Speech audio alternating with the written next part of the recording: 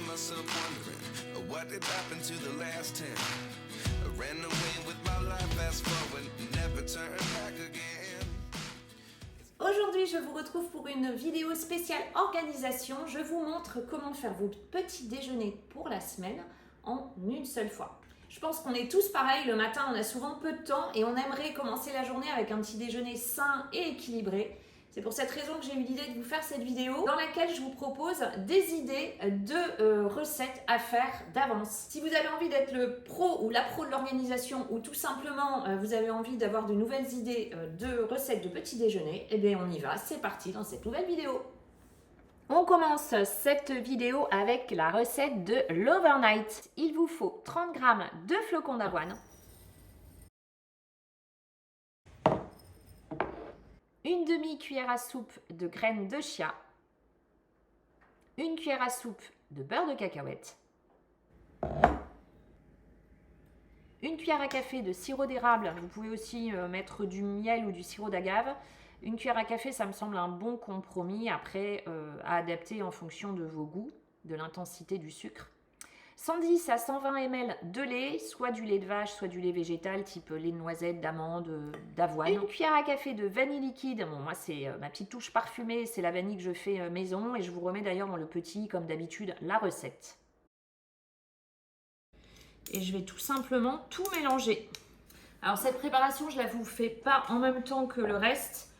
Je l'ai faite la veille du tournage de toutes les recettes pour pouvoir vous montrer le résultat le lendemain. Il n'y a vraiment rien de plus simple que cette recette.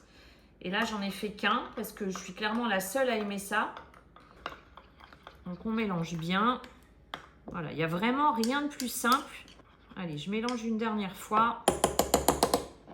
Voilà ce que vous devez obtenir. Hein. Je mets tout simplement un couvercle. Bon, ça, c'est un couvercle que j'ai récupéré de pot de crème fraîche en verre. Et j'ai plus qu'à placer au frigo pour une nuit. Direction le frigo pour toute la nuit. Et je vous montre demain le résultat. Pour la deuxième recette, je vous propose les gaufres au chocolat. Alors pour celle-ci, il va nous falloir 120 g de chocolat, 120 g de chocolat noir,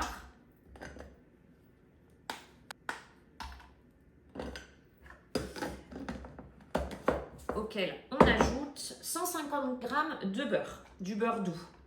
Je vais faire fondre le tout au micro-ondes. Vous pouvez aussi le faire fondre au bain-marie si vous préférez. Allez, je mélange un peu.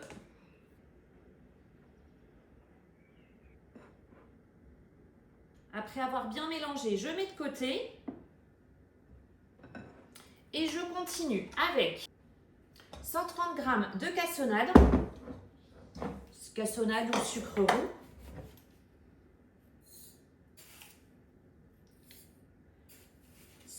Parfait. Et 3 œufs.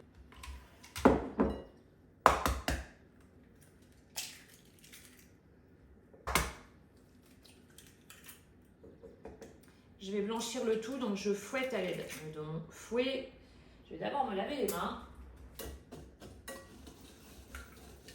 Vous pouvez aussi le faire au fouet électrique. Et d'ailleurs, vous pouvez même faire la recette au robot. Voilà, donc là, ça a bien doublé de volume. Ensuite, je vais mixer 45 g de flocons d'avoine. Bon, moi, j'ai un mixeur à main. Vous pouvez le faire au mixeur électrique. Vous pouvez le faire avec le Thermomix. Donc, l'idée... Donc, en fait, je prends des flocons d'avoine classiques et je viens tout simplement les mixer. Je vais encore mixer un peu.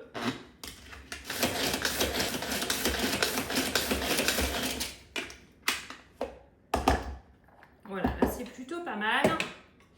Donc je vais ajouter mes flocons d'avoine mixés à ma préparation. Donc, je rappelle 45 g.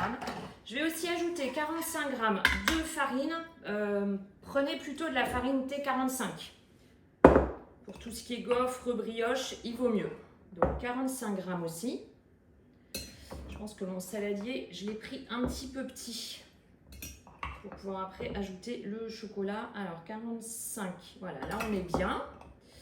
Ensuite, J'ajoute un demi-sachet de levure chimique. En général, un sachet, c'est 11 grammes. Bon, moi, là, c'est des sachets.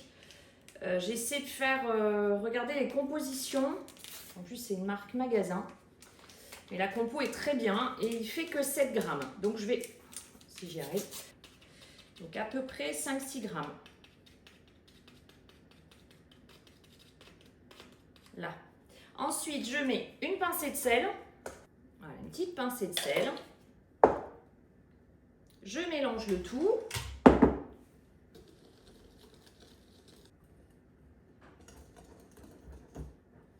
Là. Et je termine par mon mélange beurre-chocolat. Alors, j'espère que je vais avoir assez de place. Oui, ça va être tout juste pour mélanger. Là. Et on est bon. Alors, ce qui est super avec ce type de préparation de pâte à gaufres, c'est qu'il n'y a pas de temps de repos. Donc, j'ai juste à sortir mon gaufrier et je vais pouvoir tout de suite toutes les cuire. Vous pouvez graisser un peu le gaufrier. Après, ça dépend de votre gaufrier. Moi, je vais le graisser un tout petit peu au début. Vous mettrez le lien vers mon gaufrier, évidemment, dans la vidéo. Moi, j'ai celui-là que j'aime beaucoup. Après, vous faites vos gaufres plus ou moins grosses. Ça, c'est au choix. Moi, je vais mettre une petite louche. Voilà, de chaque côté. Et puis, je vais pouvoir faire chauffer mes gaufres comme ça. Hop. Allez, c'est parti. Il ne faut pas hésiter aussi à retourner. Hop, qu'elle se décolle bien des deux côtés. Ouais. En fait, ces gaufres, elles sont assez molles quand elles sont chaudes. Elles vont durcir après. Mais voilà. Donc, je vais prendre une petite spatule. Comme ça. Hop, une première. Et la deuxième. Ici. Et puis je continue.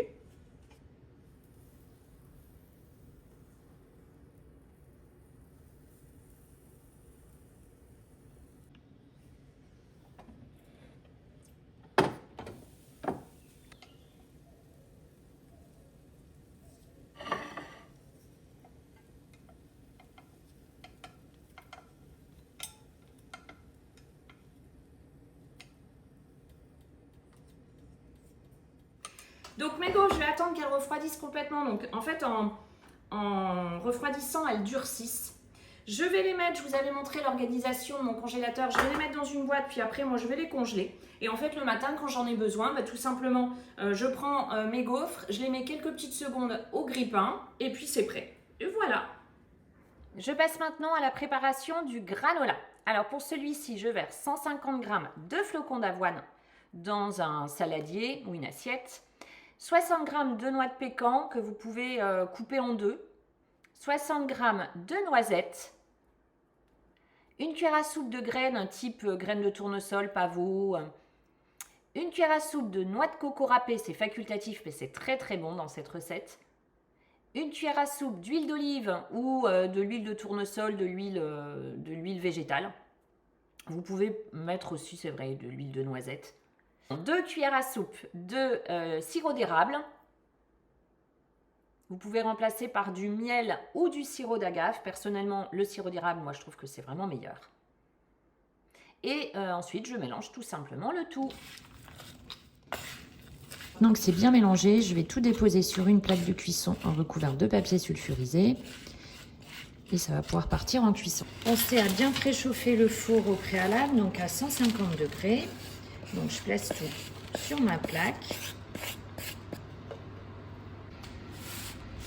Ensuite, il suffit d'étaler donc bien à plat. Je répartis. Direction la cuisson 30 minutes, donc à 150 degrés en mode classique statique, pas de chaleur tournante.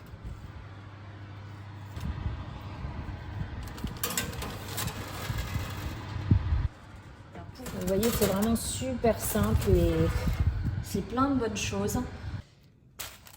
Donc, je les laisse tranquillement refroidir. Je vais ajouter des petits morceaux de chocolat. Donc, après refroidissement, vous pouvez ajouter des morceaux de chocolat au lait, chocolat noir, du chocolat blanc aussi si vous aimez. Donc, du coup, un petit peu de chocolat. Bon, je ne vais pas en mettre beaucoup. C'est vraiment pour dire de faire plaisir aux enfants et Donc je remélange un petit coup et ensuite direction le bocal. Je passe maintenant à la réalisation des pancakes super fluffy que vous êtes nombreux à déjà connaître. Donc oui, il vous faut un yaourt. Dans mon saladier, je commence par verser le yaourt. Alors moi, c'est un yaourt maison. Je vous mettrai en description le poids, parce qu'on me le demande à chaque fois, d'un yaourt. On me demande aussi si on peut mettre du fromage blanc. Oui, vous pouvez. Vous pouvez tester aussi avec un yaourt végétal. Plusieurs de ma communauté qui ont testé avec le yaourt végétal. Et moi, c'est un yaourt nature. J'ajoute un œuf entier, une cuillère à soupe de sucre, sucre semoule blanc ou sucre roux, comme vous voulez. Et je mélange. J'ajoute ensuite mes 100 g de farine. Mon demi-sachet de levure chimique, donc un sachet de levure chimique, ça fait à peu près 11 grammes. Une petite pointe de sel. Et je fouette à nouveau. On mélange bien. Et si c'est trop épais, ce qui est mon cas, puisque mon yaourt maison, il était quand même assez épais et pas liquide, je vais rajouter un petit peu de lait pour avoir la consistance parfaite. Voilà, là c'est vraiment trop épais. Alors vous allez me demander les entiers, les demi-écrémés, l'un ou l'autre. Hein. Pas écrémés, mais entiers ou demi-écrémés. Alors n'y allez pas trop fort. Il faut vraiment mettre le lait petit à petit. Allez, encore un peu. C'est vraiment à l'œil hein, pour cette recette. Donc il ne faut pas que ce soit ni trop épais ni trop liquide. Voilà, là il me paraît pas mal. Oui, là elle est bien. Ok. Donc je prends une louche et je commence par faire mon premier pancake. Donc une autre astuce pour cette recette, je l'ai peut-être pas fait assez gros pour le premier, je vais en remettre un petit peu, c'est d'en faire un à la fois. Donc, plein de petites bulles et puis on retourne. Je peux remettre un petit peu d'huile pour bien faire de l'autre côté et on retourne et c'est là que la magie opère. Ça gonfle. Allez, avant que ce soit trop cuit, celui-là il est encore plus gonflé, il est trop top. Et je continue.